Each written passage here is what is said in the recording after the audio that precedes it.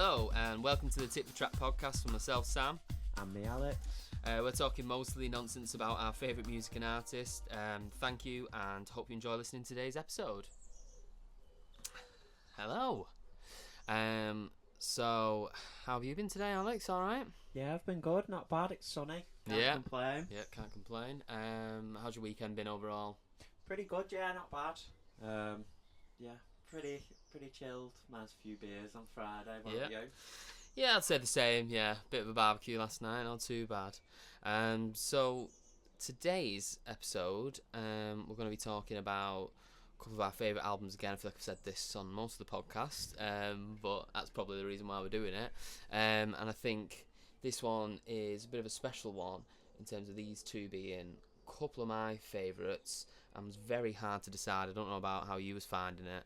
Yeah, I was sort of back and forth on what I was going to pick as my favourite. It was going to be one of the two we've brought, but I think luckily we've both gone in a slightly different direction, I'd say. Yeah, and I think it is a toss of a coin between these two albums, and it does help that this is the same band in terms of how I think we can evaluate that period of music that they've done, and also there is 10 years between them. So without further ado, the band that we're going to be discussing today is Fleetwood Mac, and the two albums that we've picked are Rumours and Tango in the Night. And just to not build up the suspense anymore, which is the album that you've decided? So I think for me, Rumours just had the slight edge. Okay. And I very much am in the camp of Tango in the Night, and probably a bit of recency bias because I think when I got both these vinyls quite recently, I listened to them back to back, and maybe it's the 80s thing. I've always got a soft spot for music in the 80s, but I just love how the production on all of these songs, how big they sound, and just how complete the whole sound is. But don't get me wrong, I do love the first, but I think a lot of people assume with Rumours that's probably got the biggest tracks on it. Yeah, I'd say so. I'd say ones, and I think this is the hard thing that I sort of had to take away is maybe that overplayedness a touch of Rumours, and I think sometimes it makes it harder to go back to. Although I think, Tango in the Night has songs that are as overplayed, maybe if you take Everywhere for a quick example, I suppose, but they're probably less about than maybe, Dreams, I feel like, is Everywhere and stuff. So I sort of had to remove the overplayedness and remember, no, actually, I think it is a great album. And you didn't say pardon the pun though, with Dreams is Everywhere. Oh yeah, damn it. That one. No, yeah, but I would agree. I think the first album, I mean, we'll go through the tracks individually as we go along, but I think, this is a massive band in general, isn't it? And I think Rumours being the second album of the most famous version of Fleetwood Mac members, isn't it? Yeah, I'd say obviously give dues to Peter Green. I think I missed out, but yeah, moving into sort of what I'd say is, it is more famous. Basically, what you've just said, apart from reworded a bit worse, is what I've just said. Absolutely great podcast material, that, isn't it? Yeah. I'll just take everything you say and then sort of turn it into broken sentences. Brilliant, yeah, that'll work. No, obviously I've got the vinyls in front of us, and I know that's probably not great for podcast visually wise, but looking at them both now, both I would say iconic front covers. Obviously the black and white picture of this one is just of Rumours is just brilliant, and I think the same with Tango in the Night, and I think both, in my eyes, these covers do reflect the sounds of that album, if that makes sense. Yeah, I'd say, the colour scheme on Tango in the Night is definitely giving 80s vibe. Yes. It looks like something you'd knock up on paint. I'm not saying it's bad, I'm just saying you're good at using paint. Yeah, no, thanks for that. I do find myself being an artiste on paint. But like Rumours, for instance, as well. It's definitely it's a stripped back and very simple sort of cover, isn't it? But I think as well is as it that, Mick Fleetwood and Stevie Nicks? it is. Yeah, it is. It's not Lindsay, is it? I don't think he's half the size of Mick Fleetwood. Yeah, they're not too much hand holding during that time. Yeah, well, we'll probably get on to the issues with recording Rumours. And when I say issues, it's great storytelling, isn't it? And the songs obviously replicating that. And maybe that's where Rumours has that whole thing. You know, you listen to it to see what someone else has wrote about. Yeah, and it's really it's it's almost like reality television in in an album, isn't it? And I think Stevie Nicks had the issue, didn't she, with Go Your Own Way when Lindsay said like shacking up's all you want to do and stuff. Yeah. Crying in the corner of a studio.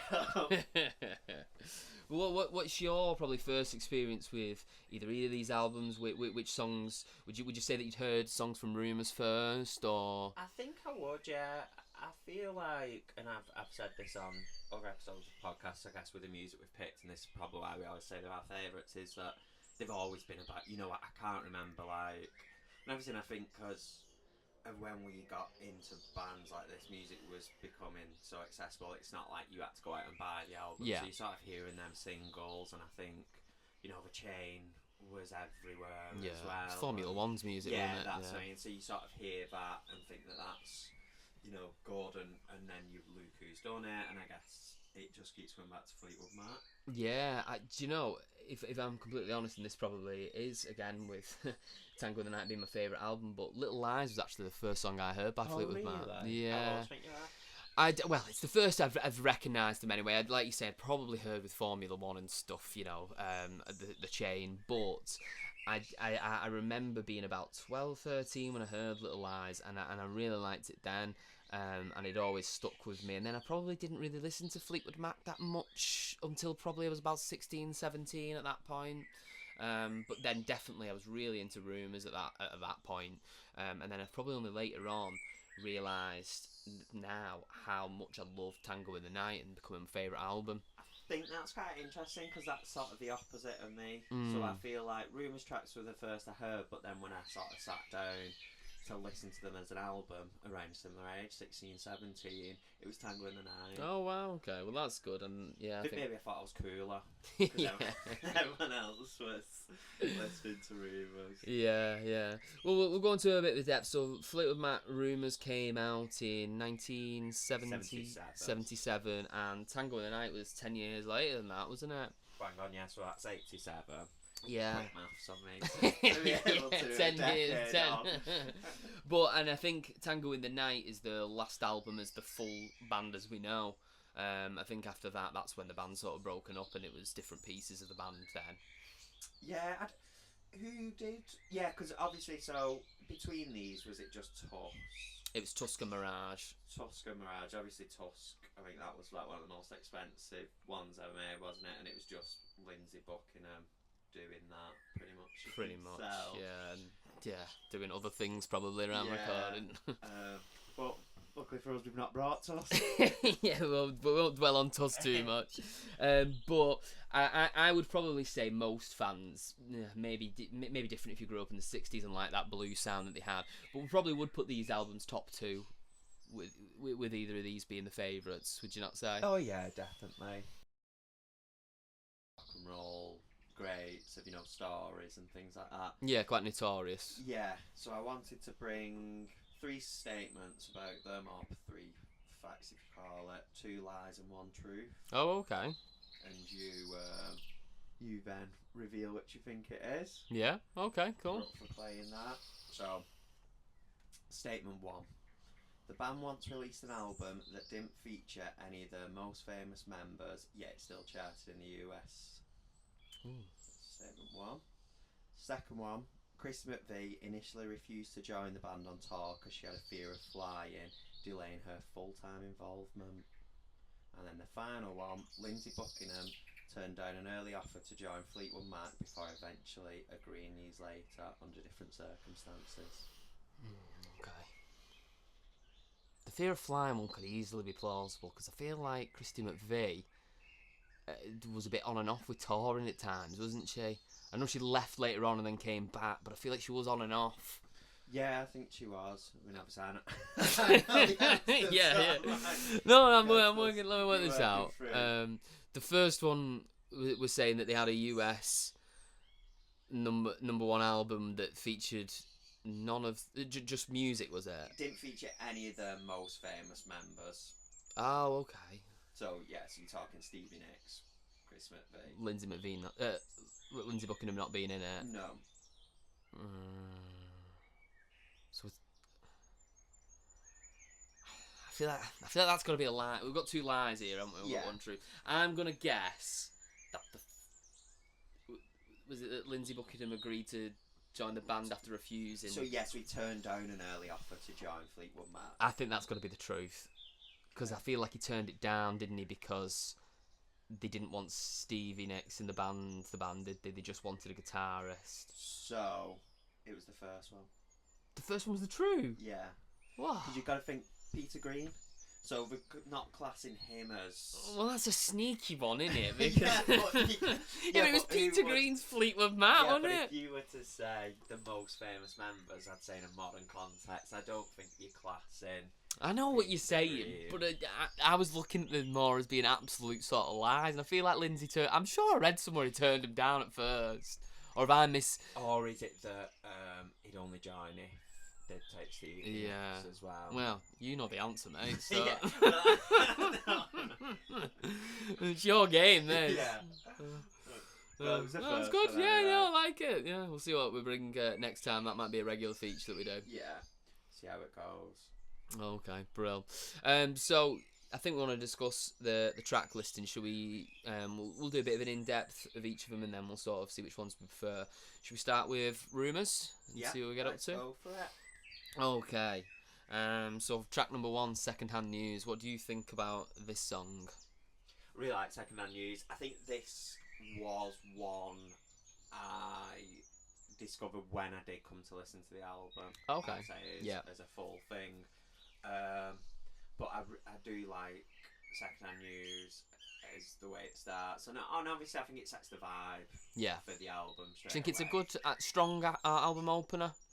I think it is, I think it sets tone. I think straight away it's Lindsay Buckingham having, an issue, I guess, in that relationship. Yeah. So I think it sets the tone really well. I think lyrically it's very strong. And I think what I do like about a lot of these is, I mean, you know me, and I'm into sort of my shorter songs. Yeah. I think this comes in at under 3 minutes. Yeah, which makes a good. I think for an opener, you can have sort of a longer one, but I think just getting straight to the point, you've set out your identity. I think it's got that sort of folkiness in there as well. Yeah. It's obviously got his great guitar playing in there. So yeah, I think it's a great start. Yeah, brilliant. Okay, coming on to track number 2, which I would argue is probably in my top 2 or 3 Fleetwood Mac songs of all time. We was in a band that played this song an awful lot, so maybe I stopped listening to it for quite a while. Yeah, I think, But it's a song that you can't avoid. I feel like I hear it everywhere, and I hear a lot of bands do covers of this as well. Yeah, I think it is pretty timeless, and obviously, take away, like I said before, the overplayedness, this is definitely one that's in that category. Yeah. But when you actually do sit down and listen to it, it's just amazing, isn't it? Yeah, no, it's brilliant. And again, I think this song comes from another relationship sort of talking and point. Just that, it's almost like a game of tennis, this album, which I like. It's like straight away a hit back. Yes. Obviously this one's Stevie Nicks, and her telling her side of the relationship. So again, I just think the storytelling is amazing. I think the world she creates in this, the imagery, I think is great. Yeah, and it's weird because you can sort of look at Dreams as a song as you could interpret it as sometimes as a bit of a love story, and then other times in the way that obviously it is supposed to be, isn't it? Yeah, definitely. It has like that melancholy sort of vibe to it. And it's just a powerful song, and I mean that vocal performance alone, it could have been a cappella. Yeah, and again, I think on this one, the drums and the bass are it's just such a beat, isn't it? Yeah. Like that like intro, the drums. Well, to have a 2-chord pop song that's gone down as one of the best, it's good, isn't it? Yeah, and I just think, like I said, that drum and that bass kicking in is just so unmistakable, isn't it? You know, so straight away. What I said about it could be a cappella. it needs the full. No, I think that just shows though, because like you just said, it's so simple with it being 2 chords, like we say, but it's just so there's still so much going on, and there's different elements that you can pick out that's so indistinctive from anything else, aren't Yeah, they? and that lead guitar part as well. Oh, it's just amazing. Okay, well, we'll go on to the third song, which is "Don't Stop," which is another one that I do absolutely love. I think we've skipped "Never Going Back Again." Oh, poo. Okay, let's go back. We don't have to leave it in. I just said, "Oh, poo." We're getting rid of that. Okay, so we're gonna go on to the third song, which is "Never Going Back Again." And you know what? Actually, this is a song that I do love, and probably one of my favourites. Yeah, sorry, my delay. I was where I put it in the overall thing. But yeah, actually, I do agree. I think that you can't actually. No, I was just going over that guitar in my head then. Yeah, and I was like, no, it's up there. Yeah, no, I think it's brilliant. I think that guitar part. So again, another thing that's just so distinctive to the sound, and especially to Lindsey Buckingham's guitar abilities. He's just amazing. Oh, he's a powerhouse, isn't he? It's so good. Have you seen him now with his? I think it's with his son, and he does like a watch back of people trying to play it. No, I'm not saying that. It's really good. You want to watch it, and he's like rating people on Oh, how wow. they do. I mean, it says a lot, doesn't it? Because obviously, in recent years now, they fell out again, haven't they, with Fleetwood Mac with Lindsay, and they've had to get two guitarists just to do his part. That's how good he is. Yeah, it's so imaginative as well. Yeah. Don't know where it comes from, but yeah, actually, I was having a bit of a think of where I rank it, and I guess it's as we work through, I'll be able to give a more definitive where I do put it. Yeah, and it's personal preference to how you feel right now, isn't it? It's very sort of reactionary to what comes to mind now. So we've got "Don't Stop" next. "Don't Stop," the first one of Christine McVie. So yeah, no, great. God, this gets you dance. Yeah, I just think this is, and now it's bringing a different mood into the album, which I think's a good place to come on. Like fourth track, you've got that upbeat. Yeah. Don't Stop. I think the backing vocals on it and everything are just this again is another one that's right up there for me. Probably sits in that overplayed realm, but I think if it does just make you feel happy. Yeah. It's got that joyous something better is to come. Yes. Don't dwell. Yeah, definitely. And then we've got "Go Your Own Way," which is another sort of powerhouse tune, isn't it? Nasty. Go on, talk to me a little bit about that then. No, love it. I think it's proper like raw energy. This is a band playing together, isn't it? And I think the angst in the vocal performances are coming out because obviously, you know what he's saying about Stevie. Nick's first name terms. I think I've said Lindsay a few times. What he's saying about Ashley. Yeah, it's like, and I think then the backing vocals have so much passion because she's in on them and stuff. Yeah.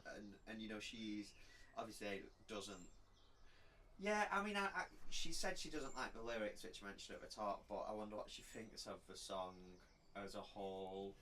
I guess it's more a case of you don't like that being said about yourself, but can you deny that it's not a great song? Probably not. Yeah, no, you're right there. And another Chrissy McVie, we've got "Songbird" next. Big crier this. Yeah, talking about bringing you up and then bringing you straight down, innit? Yeah, it is. I mean, that is why. Obviously, we're going through this track list first, and we'll come on to "Tango in the Night." But I think when I was sort of weighing them up, I think this is where this just edged it for me. In that, I'd say "Tango in the Night" sort of has a similar mood and vibe throughout the whole thing, whereas this is much more bringing in different perspectives. And we're sort of, you know, "Tango in the Night" to me has that 80s sound. It's a great 80s album. This is timeless and has a bit of everything on it. Yeah. And I think for "Songbird" to just be, you know, the vocal and primarily that piano just is it takes you to another place. I must admit as well, when I watched Fleetwood Mac in, was it 2015, I want to say, or 16, it was in Leeds. Someone probably know the date better than me. But I was so looking forward to obviously watching Fleetwood Mac. They started the set with Dreams, and I don't know, it's a long festival. It's a long tour that they probably have been on and whatever. But when they started with Dreams, I thought Stevie Nicks' vocals weren't. It took a little bit for it to warm up, and that might be with age. But like when Christy McVie sang Songbird, her voice sounded just like the track again. It was amazing, and I know that she had quite a few years off, and she was in and out, wasn't she? Yeah, and I think she didn't sort of continue as much. She probably preserved her voice a bit more and stuff. But yeah, I've seen them. There's I can't remember what it's called now. It's been on iPlayer and stuff. But yeah, it's basically live of them, and just her voice on everything she sings is just still as good as it is on albums, if not slightly better. Yeah, and rest in peace as well. Didn't she? God, it's like 4 years ago or something now, isn't it? And also this song, Songbird, Eva Cassidy did a very famous cover of it as well, which is probably what I heard first before I heard Christy McVie and Fleetwood Mac do it. It's very famous, that version.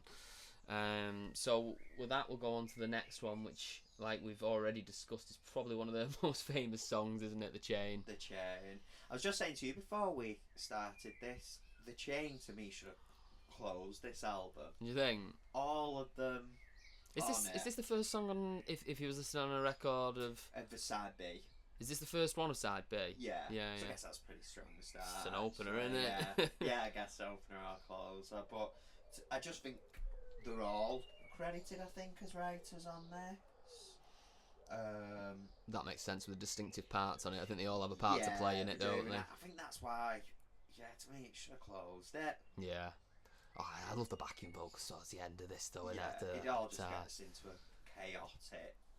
And you know that bass line straight away, don't you? Oh, God, he's so famous in it. And again, I think it has been more famous by Formula One, but it does. Such a distinctive. But it does have that sound of like a car, like just saying it does, doesn't it? I do think about it now when the guitar kicks in. I do feel like going across a couple of petrol heads here. But no, I think we could probably go on a lot about The Chain, but it's brilliant. What about this next song? You Make Loving Fun. Yeah, good. Probably one of the weakest, do you think? Or yeah, I'd say so.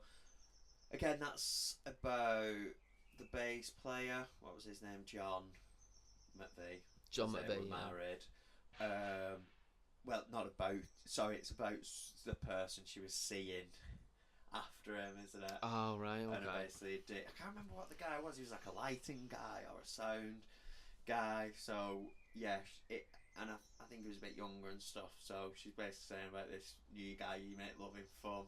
Oh, that's nice, isn't it? Poor husband or ex. I don't really know when these split up because he wasn't known for the songwriting side, was it? So he was probably just journaling a bunch of stuff that never came out. Yeah. But yeah, I'm sure that's the story. Apologies if I'm wrong, but You're 90% sure of that? Yeah, 86. 75. Yeah, it'll keep going down. Yeah. Okay. So we're putting that on one that's for debate in terms of probably the next time we come on to. But what about this song? I Don't Want to Know.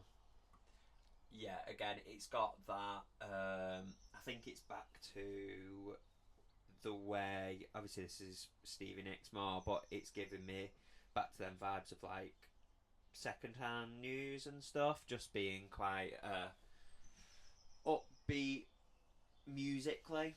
Yeah. And then I guess with the undertone of the lyrics maybe being the opposite of that. A slight, which again, as the album as a whole, I think like the juxtaposition on loads of the stuff is just great. Yeah, no, it really is. And let's have a look. The next song is Oh Daddy. Oh Daddy, yeah. I think this was in has been used in like TV and film and stuff a few times, and I think it's quite powerful when it's in that it's quite soundtracky. This song too. Yeah. But again, maybe not one of my favourites. Okay. And Gold Dust Woman. Yeah, is this the end of the album then now? I think this is where we close out. Yeah. Where's Silver Springs? Was that on like a re-release or something? I thought Silver Springs was on this album. I did.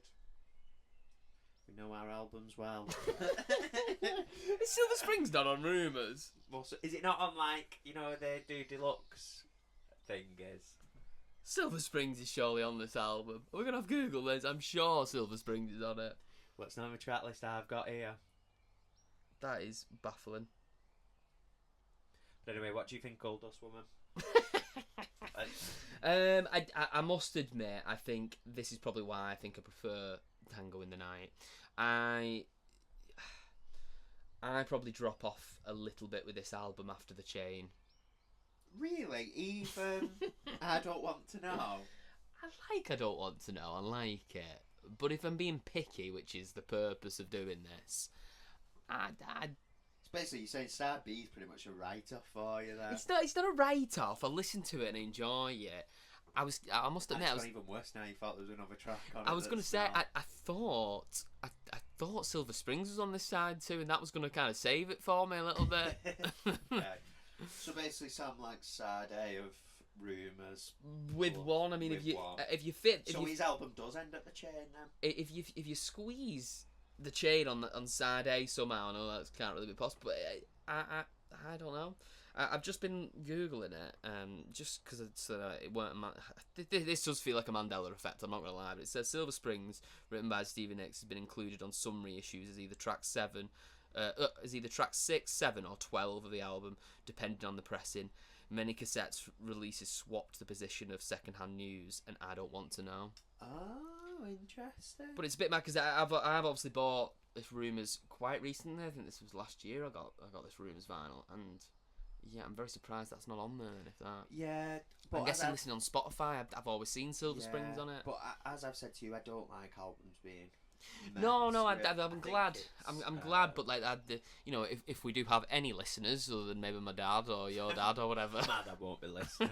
Yeah, better things to do. Yeah, anything else. But I think people would be listening to this and be waiting for Silver Springs. Would you not say? Yeah, I don't know what. I didn't have it as in high regard as you've clearly got it in. I mean, it's caused you to rip up the vinyl.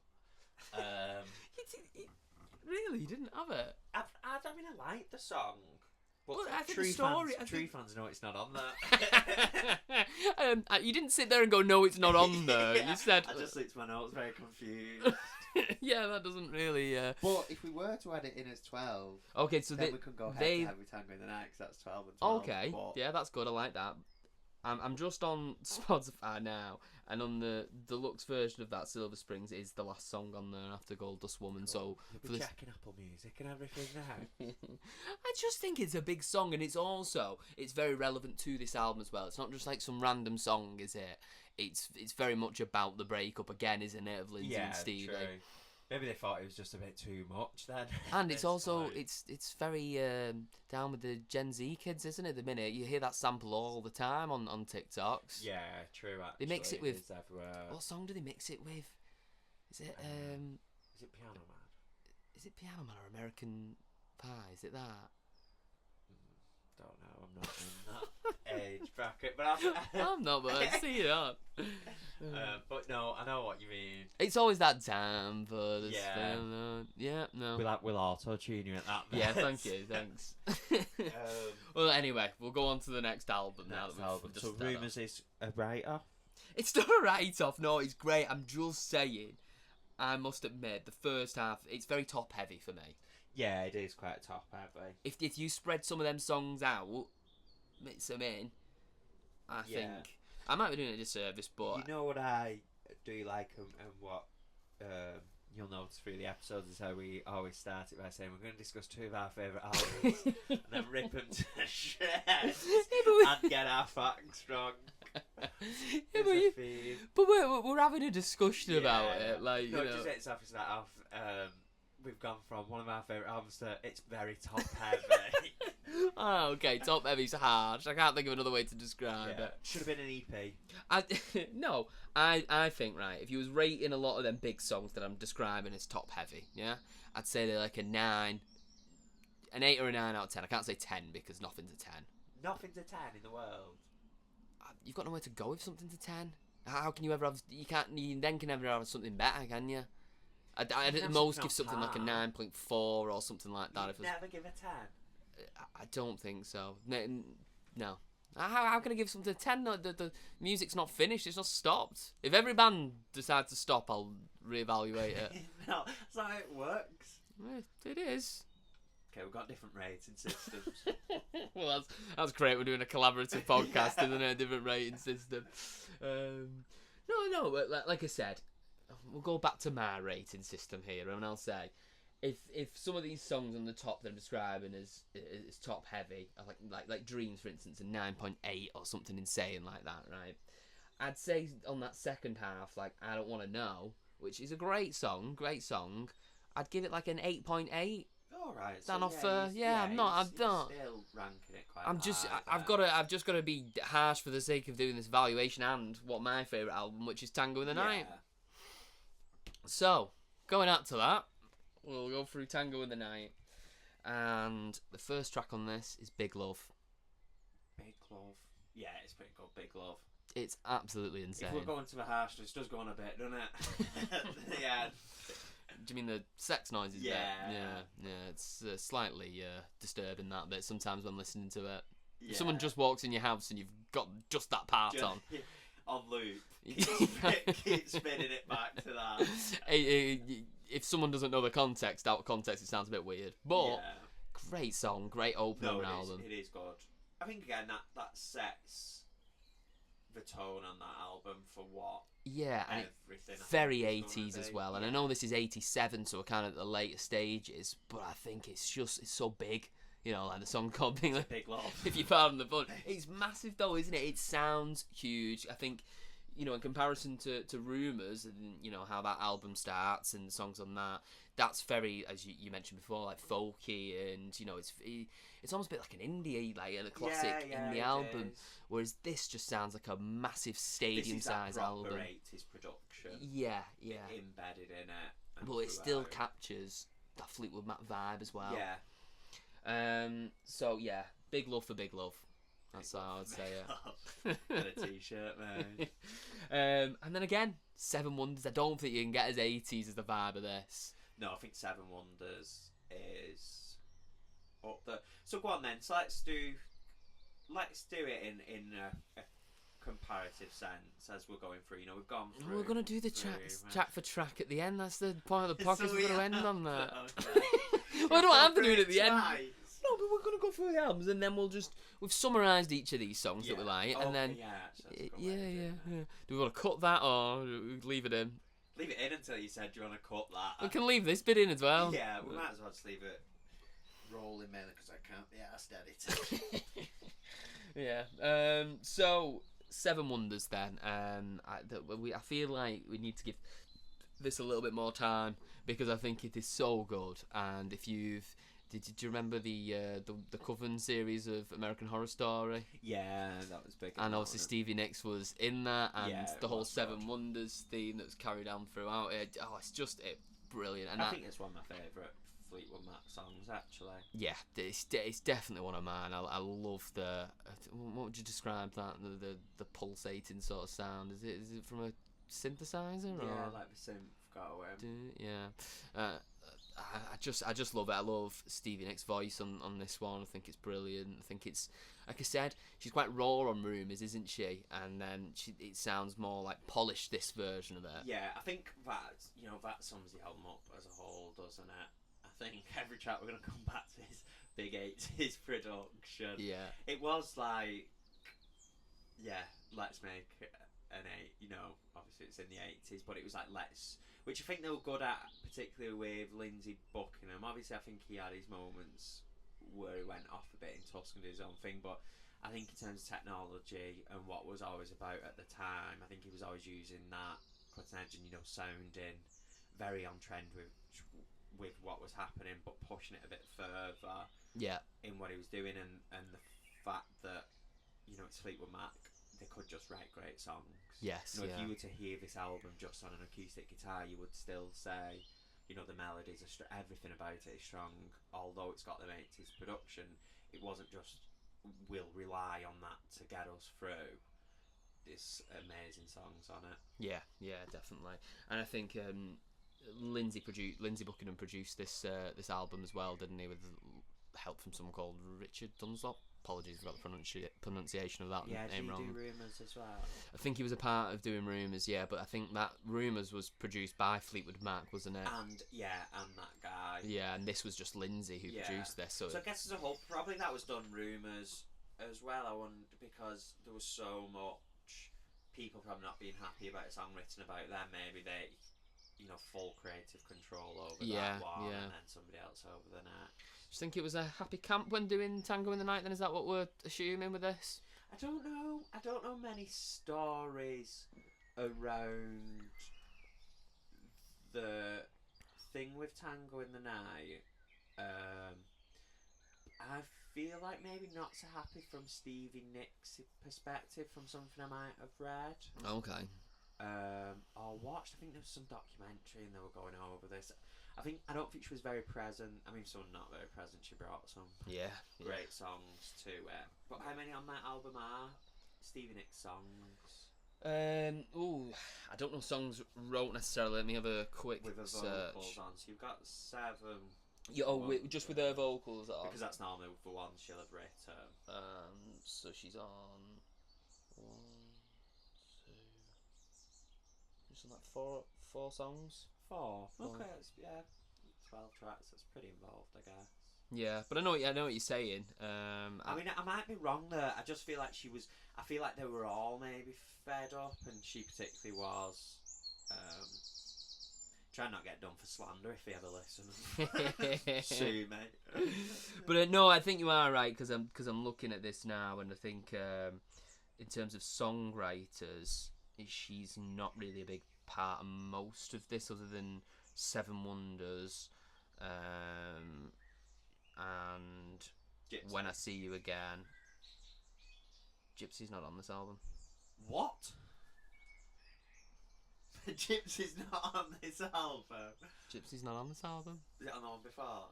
Gypsy's on the one before Rumours. Is it? It's on Fleetwood Mac, yeah. Bloody hell. Wow, we're so knowledgeable about a band that we're so fair should out. have been discussing that one. That's one Rhiannon's on as well, isn't it? Yeah, they're great songs. No, so scrap it, start again. Alright, we'll move on to the third song, which is Everywhere. Which I think is a good place, because again, this is Christy McVie, isn't it? Probably one of her most famous songs as well. Yeah, I'd say she can look back on a song like Cream and be pretty proud, can't she, of some of the stuff she's done, because she's brought the big hitters on. Because I'd say Songbird and Maroon's a pretty big hitter, and then I think Everywhere on this album, it is probably in the overplay camp, but up there is one of the best. Remember that adverts years ago in like 2013 with the pony, and this song was on? Yeah. It's been on a couple adverts, because Albatross was M&S on it. Yes, yeah. What album's Albatross on? That was when Peter Green was in it. So it's his guitar in that. Yeah, that's where I got my quiz wrong before. Yeah, one of the number one. You don't know about. Oh, God. Well, we tried the quiz question. It makes better content that didn't get the answer right. Yeah, it does. We think. So going on to the 5th song on this album, which is Caroline, and this is actually one of my favourites. Yeah, I think it is actually one of mine. I think I slept on this one a bit. Yeah, I think I did until fully listened to the album. Yeah, at first I definitely did, and I think just going back, it's a proper anthem. Oh my God, I think it's amazing. I think Lindsay Buckingham's brilliant on it as well. Yeah, I don't know how it wasn't in that. I'd say it's better than like Big Love and stuff. You think it's better than Big Love? Yeah, Yeah. no, I might agree with you with that actually. I think, I'd say, I mean, not to skip to ahead, I'd say Family Man. I'm just thinking of ones, other booking and You're always trying to skip ahead, Jude. I Have you know, got somewhere to be sorry. after this? Yeah. I've got like a barbecue or something My on. second podcast. What's that one called? Discussing something I know about for once. No, we're discussing different Fleetwood Mac albums. Oh, well, I'll yeah. nail it on the other one. Right. Prepared for that one. Yeah. Yeah. Just wasting my time Yeah. there. Next song we've got is Tango in the Night. Do you like Tango in the Night? It's funny, isn't it, when you go, you always find yourself when you're going through an album that you like every song, you just go, yeah, I do like that. Well, this is it. You got to be a little bit critical about some aspects of it. Is there anything you don't like in this song, or? Nothing I wouldn't say I don't. Yeah, I wouldn't run to play it. Someone who just said they really liked it, I wouldn't run to play it. You've got to think of songs you really like, though. That's a broad spectrum. Yeah. I know, but I wouldn't run to play it. That sounds more harsh than me saying top heavy before. No, it's a many. Yeah, but you've got to think like a full-on sprint to play it. How many songs would you leap up now and? Would I run to play any song? Yeah, there's some you'd run to play. Come on, name me a song. Born in the USA. You'd run to play that. Just thinking, Bruce Springsteen nails the feeling of running to play something or running to do something. Alright, we'll do Bruce Springsteen next week then, shall we? And you can talk about your running to play it. Yeah.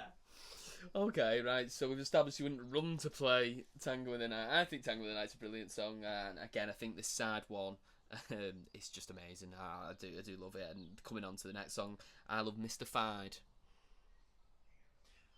I'd slow walk to play it. So what would you do Tango in the Night then? You slow walk? No. Yeah, I'm a bit harsh on Tango in the Night. It's a build-up song, and then you get to that end bit, the guitar I've solo. taken what I discovered, and what I'll say there were bitterness towards I thought rumours in the end. Now just backlashing that. Oh right, you're just taking it out on. Yeah, I'm being unjust on. I mean, to be fair, my opinion doesn't really matter. It managed to sell. I don't think anyone's going to go away and burn up all the copies. Okay, well, what do you prefer out Tango in the Night, Mystified? Tango in the Night. Yeah, right, I do. Okay, yeah, I definitely do. I think Mystified's strong though. I do like it. I do think Mystified. And it's a good combination of. You don't get that many combinations of Lindsay and Christy McVie. Do you know what I mean? You don't get that combo as much. Yeah, definitely. Actually, that's a fair point. I really thought of that. So, no, really like that one. And then going on to side 2, Little Lies. Oh, one of the best. Yeah, it's. See, I do give credit. Now, this I think is a song you run to play. Actually, this is one you'd run on this album. Yeah, no, I think Little Lies is just great. I love it, and God, I can't talk more about it. Obviously the. I just love how the chorus is just so like out there in comparison to like the verses. The verses sound quite sort of slow, and then it just comes in, and the vocals just hit you. Yeah, they do. I mean, that melody, like that hook, is so good. It just gets stuck in your head as well, doesn't it? Yeah, it reminds me of nights out when we used to go to a place that was actually called Independence, and just like when this came on, like everyone's bopping. So Yeah. A bit, to be honest, yeah. This, I think that's where Tango in the Night is probably better for them. You're out and about, a bit of a feel-good song. Mm-hmm. As I mentioned, Don't Stop on Rumours, but I think Everywhere, Little Lies, Seven Wonders, even Tango in the Night, stuff like it. Actually, the whole album really nails that upbeat summer vibe. And then it takes me to the next song as well, which again I think is brilliant. Family Man. Do you like Family Man? This was one that wasn't an overplayed track by anyone else, but lots behind me. Really? For like months. So I must actually say I don't think I've listened to this song in a very long time now. Wow. I think when I was 17 I went through a good period of like it being on every day. But that chorus, it's just I won't make people's ears bleed anymore singing it. So you can just play it yourself. But it's so catchy, and I think that's what I love in this album. I think there's so many elements of it that like go back to that 80s vibe, but just so catchy and just so earwormy. The hooks on this album. God, good songwriters, really. I don't know if anybody's ever said that. They know what they're doing. And then we've got Welcome to the Room. Sarah.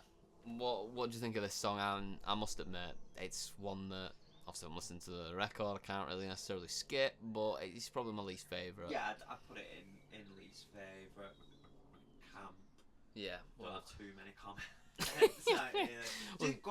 Good song, but doesn't when you're going off the back of some of the others we've discussed.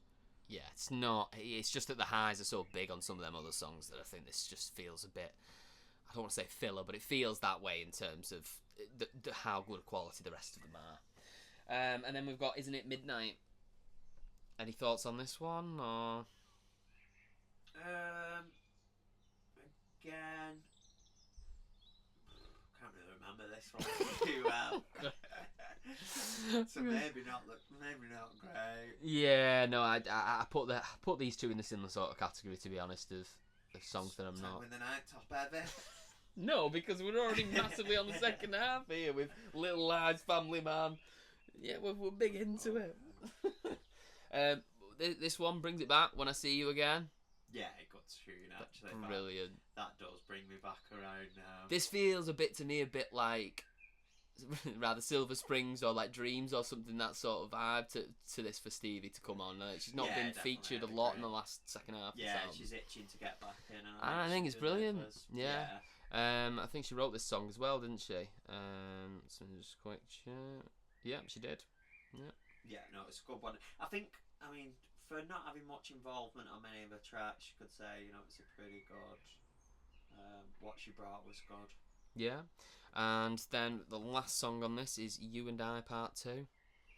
I like it, I do. I think it's good. It's a good final song on an album. Yeah, I think it is a good closer. I think again, opening and closing albums is such a funny thing, and I feel like you could maybe feel like sometimes on certain albums you feel like you're running out a bit of steam and stuff like that. I feel like it could have been a better close, but it's not the worst. No, good.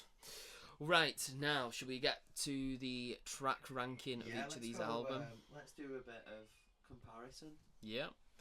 So, for the purpose of this, now that we've discussed it, are we having Silver Springs as the last song on I think Rumours? Only because normally we say, not big on, like, messing with albums and original pressings, but I just think it helps that means they're both 12. Yes, yeah.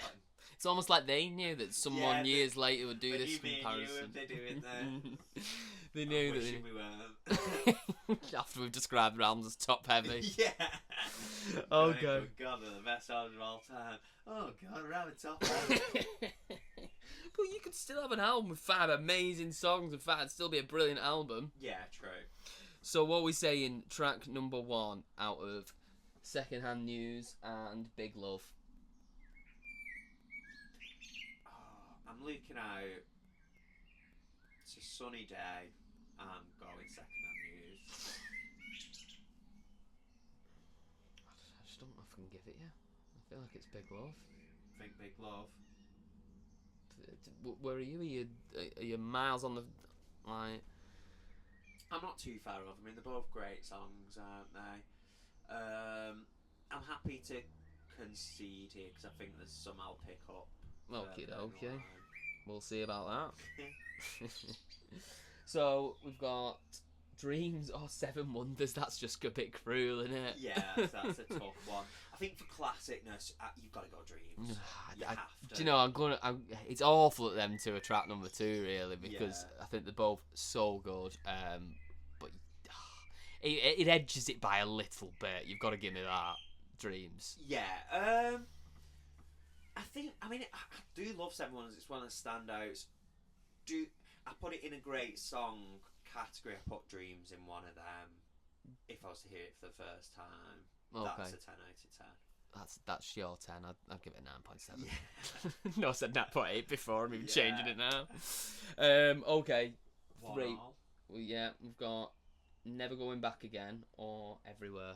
Oh, I'll give you Everywhere. I'm not even. I really love Never Going Back Again. I do, but I'm not arguing against Everywhere. We've got Caroline or we've got Don't Stop. Oh, that's hard, isn't it? Tough one. I'm gonna really say Caroline. I knew that. Unless you can convince me.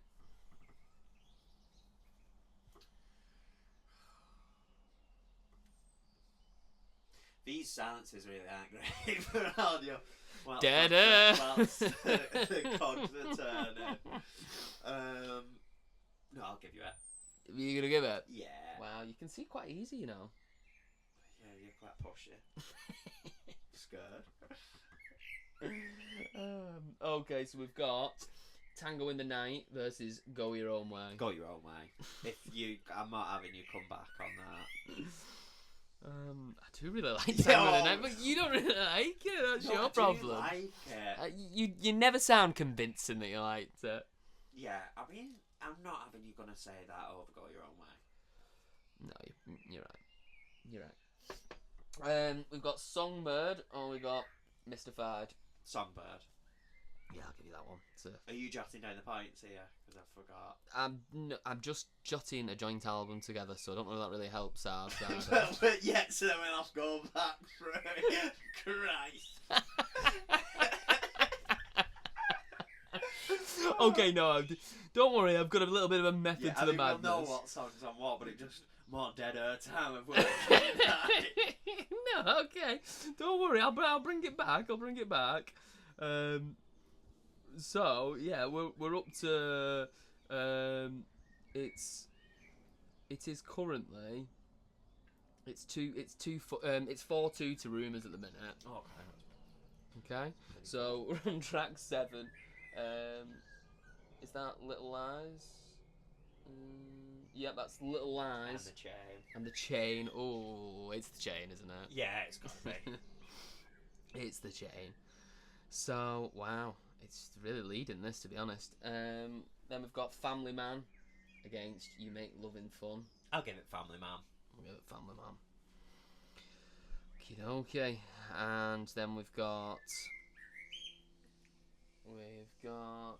Welcome to the Room, or we've got I Don't Want to Know. I Don't Want to Know. It is, isn't it? Yeah, you're happy to concede that. Yeah. Guess it's not as top heavy as I thought, Rumours, is it? See?